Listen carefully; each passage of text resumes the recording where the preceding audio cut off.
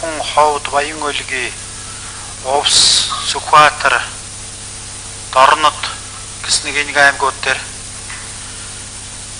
хэтэрхий өндөр үнэтэй талах идүүлэх гэж байна гэсэн яриа нэлээд гараад байгаа л да. Тэртээ манай номын бүлгийн урал дээр ширсэн. Энийг эргэж засгийн газартайгаа их сайн яриад үнэхээр тийм байгаад байгаа мó юу?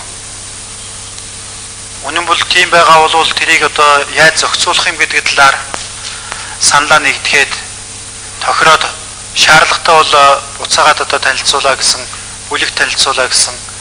Тэг өнөөдөр шууд орж ирж байгаа юм байна. Энийг бол ойлголцсон юм байна. Тэн дээрээ ялангуяа асуудлыг тавиад байсан гишүүдтэйгээ ойлголцсон юм байна гэж тэгж үзэж байна. Тэр одоо үнэн байна уу? Одоо энэ дээр ямар нэг маргаан байхгүй юу? Нэлээд асуудал болж байгаад тэгээ хойшлуулаад өнөөдөр хүрсэн л дээ. Энийг нэг хариулж өгөөш.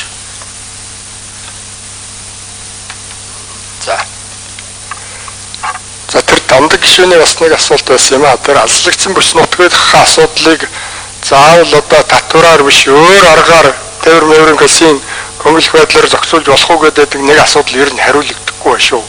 Тэгвэл тэр эхний тамийн оллын асуудал өөр болж болох юм байна. За хэ хариулах ба. За тэгээд хэн анкера дарах.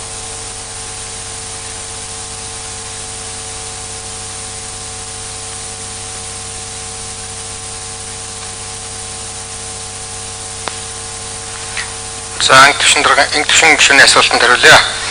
Тэгэхээр ер нь бол нөгөө баруун зүүн аймагуудаас сонгогдсон гишүүд бүгдөө орж энэ дээр нэлээд ярилцсан л да.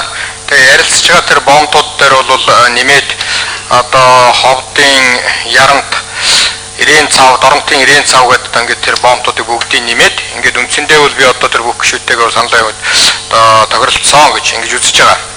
Хоёрт нь бол тэр 40% дээр сая гандолоо тэр энэ нэрмжийн дарга хэлнэлээ л дээ ганцхан Орос байдгүй гэж би тэрийг мэдчихэж байгаа л да.